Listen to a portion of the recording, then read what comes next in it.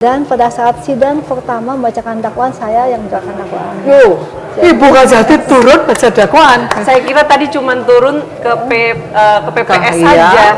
Ternyata baca dakwaan juga turun luar Karena biasa. ini suatu atensi luar biasa ketika dalam tanda kutip si yang harus dihadirkan ke persidangan seolah tidak tersentuh oleh hukum. Kami menyampaikan pada masyarakat bahwa hukum itu masih tetap ada. Dan tetap kami dengan hati nurani kami mencoba melakukan upaya menuntut dengan sebaik mungkin, meskipun untuk putusan di luar kewenangan kami, tetapi menurut kami bisa dibuktikan dia bersalah sudah luar biasa.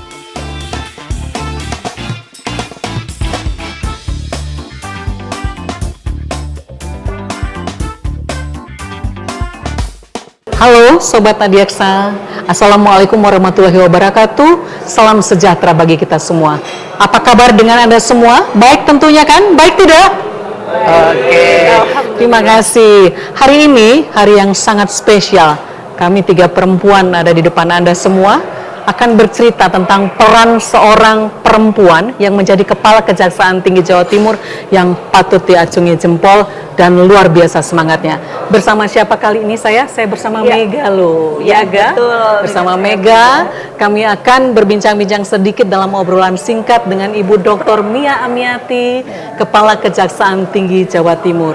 Sangat spesial Mega, karena di Rakernas ini beliau adalah salah satu kejaksaan tinggi yang mendapat apresiasi luar biasa. Betul sekali, Ibu. Bu, Benar ya. kan Ibu?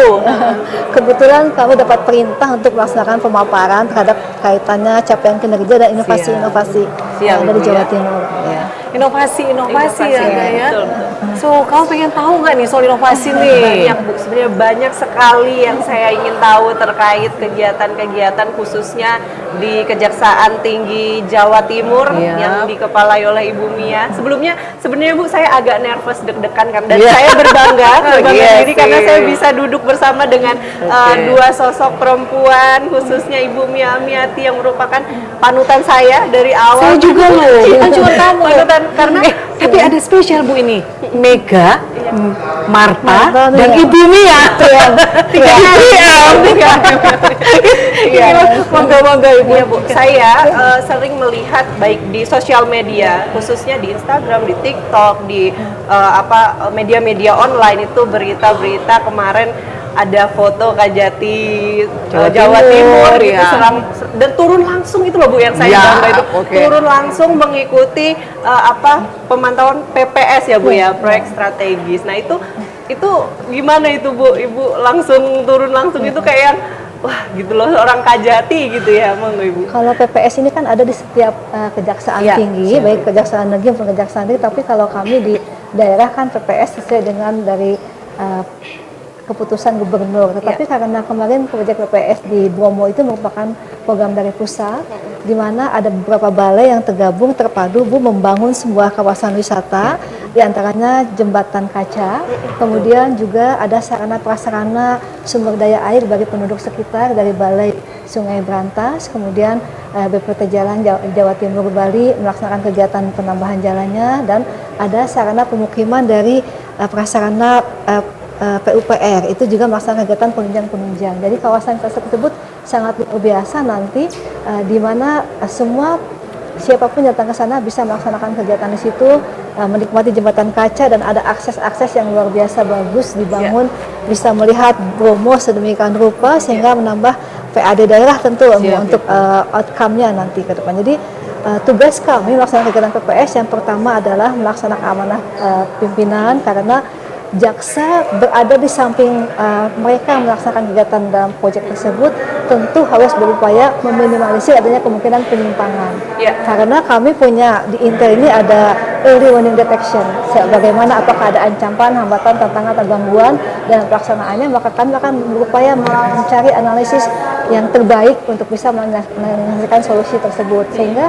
pelaksanaan proyeknya dilaksanakan dengan aman, dan artinya penggunaan anggaran dilaksanakan dengan tepat waktu, tepat guna, tepat mutu, dan tepat sasaran. Jadi itu peranan jaksa luar biasa Bu. Mereka akan sangat berterima kasih sekali ketika betul-betul dihadapkan pada masalah, semua bisa kita selesaikan, ada win-win solution yang tidak berakibat hukum gitu. Gitu ya Bu. Jadi tugas jaksa ini bukan hanya sebagai penuntut umum Ya, di pengadilan, Ya. bukan hanya sebagai penyidik, tetapi ternyata perannya sangat Ya, aktif ya sangat Ibu di luas.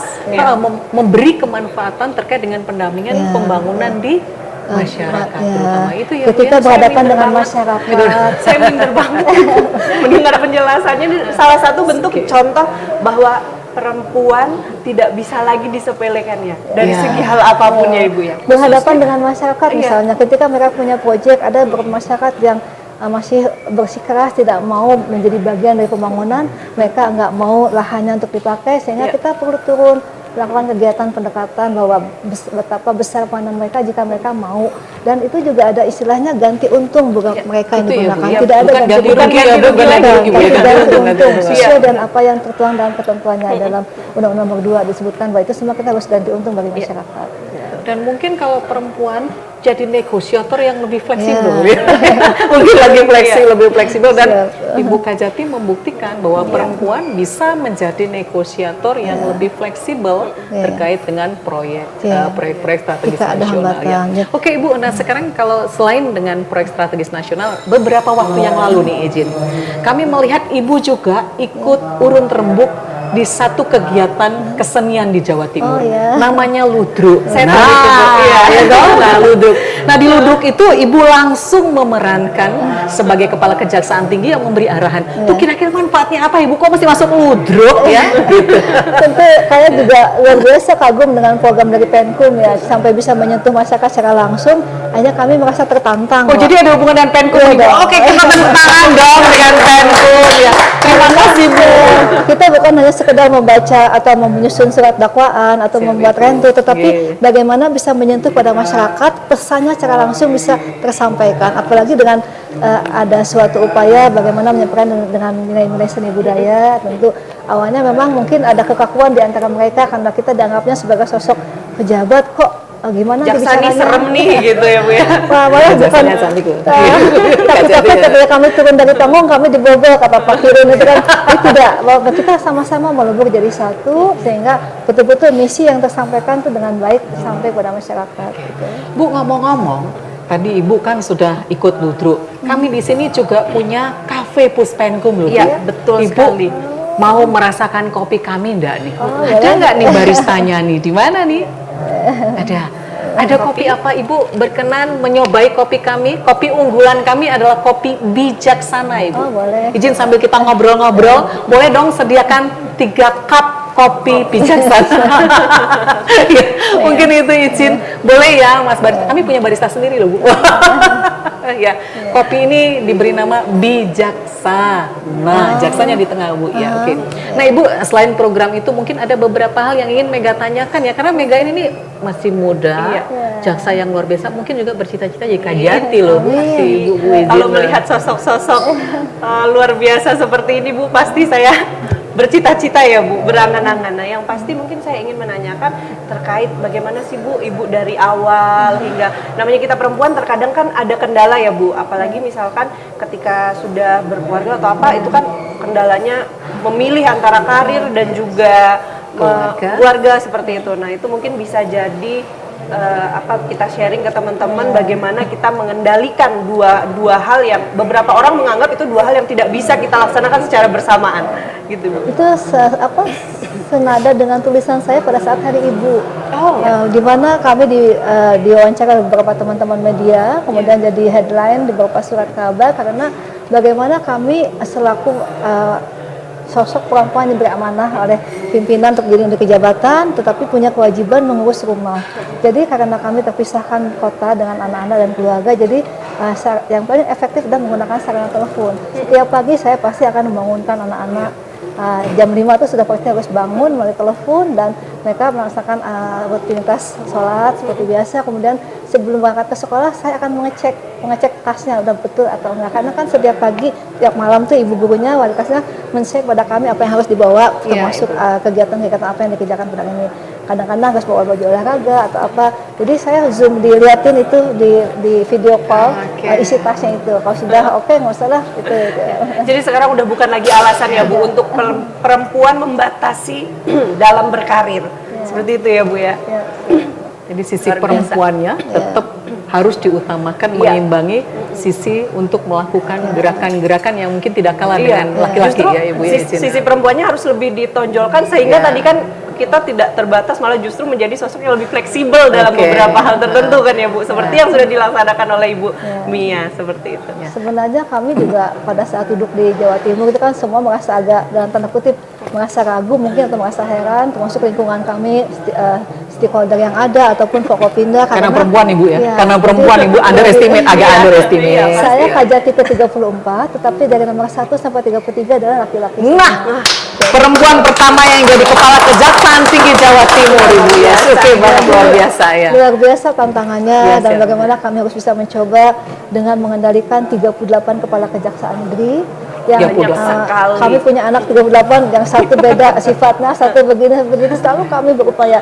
Salah satu cara yang paling efektif adalah saya selalu membiasakan minimal 1 kali seminggu untuk Zoom meeting dengan semuanya. Jadi apapun kita bahas sehingga kita upayakan bagaimana untuk bisa mendeteksi secara awal ketika ada masalah. Namun namanya manusia, ketika kita ingatkan setiap hari, setiap saat di WA group ataupun di Zoom meeting, kemarin ada musibah itu kami harus ikhlas bahwa memang itu di luar kemampuan kami, sehingga kasus yang menimpa Jawa Timur itu kami upaya untuk bisa bangkit kembali, terutama kami dekati anak-anak di sana yang jadi objek kegiatan dalam hal ini, di mana ketika ada musibah tersebut ada, maka kami berusaha mendekati mereka, merangkul mereka bahwa meyakinkan hari esok masih tetap ada dan harus lebih baik dari yang pernah terjadi kemarin seperti itu. Hari esok lebih baik ada kopi bijaksana datang. Ibu izin Ibu. Monggo Ibu, inilah kopi kami, produk dari Puspenkum. Thank you. Itu Mega juga loh ya namanya. Iya, thank you Mbak Mega. Nah Ibu, terkait dengan perempuan dan anak, izin. Tentang perempuan dan anak akhir-akhir ini memang menjadi pembahasan yang luar biasa. Kemudian terkait dengan kekerasan terhadap perempuan dan anak. Di Jawa Timur sendiri, kira-kira apa ya Bu kiat atau inovasi yang dikerjakan oleh Ibu izin sebagai Kepala Kejaksaan Tinggi Jawa Timur untuk menanggulangi terkait dengan mengurangi atau meminimalisir terjadinya kekerasan terhadap perempuan dan anak? Ketika saya dilantik oleh Pak Jaksa Agung di area pelantikan itu disebutkan Boy, Kajati Jatim punya tanggung jawab menyelesaikan perkara Batu dan Jombang. Oh waktu itu ya Bu ya, Jadi, Batu dan Jombang itu ya. sudah 2 tahun lebih tidak Siap. bisa terlaksana dengan baik penanganan perkaranya. Belum ada pelimpahan dari tahap 2-nya, Iya, Bu. sehingga meskipun sudah P21 tetapi belum ada tahap 2, sehingga begitu kami datang ke sana kami running brosur bagaimana caranya bisa menyelesaikan, kami koordinasi dengan Pak Kapolda dan jajaran setempat, akhirnya alhamdulillah bisa dilaksanakan tahap 2 dan waktu itu sudah jadi terpidana, sekarang ya terdakwanya sudah kami bisa eksekusi dan kami bawa dalam saat malam itu jam 11 malam kami langsung serahkan ke pengadilan. Jadi betul-betul kita punya waktu yang sangat mepet. Tahap 2 itu tidak menginap lagi di kejaksaan, namun segera Langsung ditahan dengan limpah ya, dilimpahkan Ibu, ya? ke pengadilan. Alhamdulillah pengadilan juga merespon dengan baik. Dan pada saat sidang pertama membacakan dakwaan, saya yang membacakan dakwaan. Yo, Ibu Kajati turun baca dakwaan. Saya kira tadi cuma turun ke PPS Iya, saja. ternyata baca dakwaan juga turun luar Karena biasa. ini suatu seperti atensi luar biasa ketika dalam tanda kutip si yang harus dihadirkan ke persidangan seolah tidak tersentuh oleh hukum.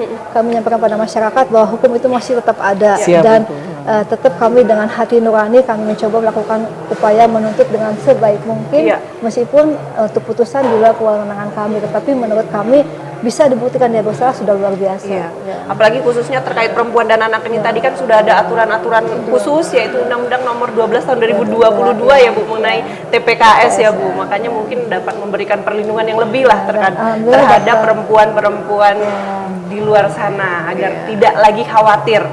Jangan dibilang hukum tidak tajam lagi atau hukum tidak Atau melindungi lagi. hukum Sekarang tajam ke bawah, tumpul ke Tumpul ke atas. atas. Sekarang udah ganti Mega jadi Udah apa? ganti, Hukum tajam ke atas, humanis ke bawah. Iya. Itu tagline-nya kita ya. Ya.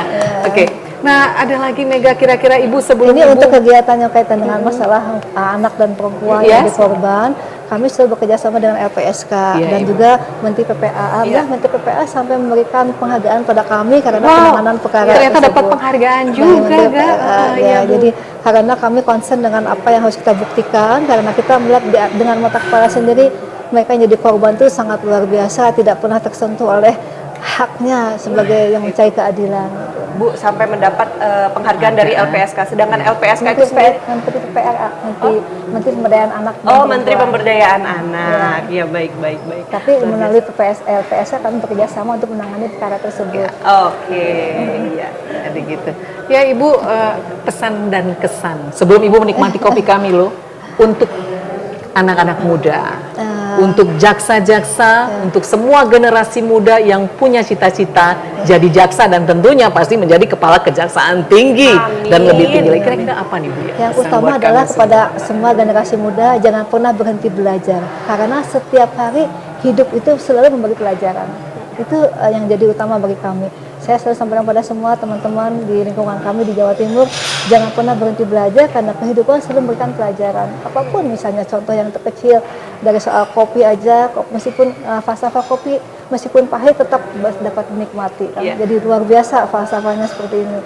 Kemudian untuk perempuan-perempuan hebat yang ada di depan saya ini, seorang perempuan hebat adalah perempuan yang bisa menghapus air matanya dan kemudian bangkit untuk bisa kembali melaksanakan apa yang jadi cita-citanya. Perempuan hebat adalah perempuan yang bisa menghapus air matanya, kemudian bangkit kembali melakukan yang lebih baik daripada terus menangis di bawah bantal, tidur terus dan tidak bisa melakukan apa-apa. Ibu, sebelum ditutup, saya juga mau bercerita. Berceritanya tentang apa? Jadi kalau kita tadi mendengarkan Bu Mia menjelaskan itu suaranya adem banget gitu ya. Iya kan? Adem banget gitu ya kan. Nah, Ibu udah denger belum di YouTube tuh banyak banget loh lagu-lagu yang disenangkan oleh Bu Mia. Banget. Saya makanya- termasuk yang sering Makanya untuk teman-teman, untuk insan Adiaksa di seluruh Nusantara, jangan lupa juga dengerin ademnya suaranya Bu Mia, bukan cuma di podcast ini, tapi di YouTube juga ada ya Bu ya. Oke. Baik Ibu, terima kasih banyak atas kesediaan Ibu hadiri podcast kami ini. Kami juga mempersilakan Ibu menikmati kopi kami, Ibu.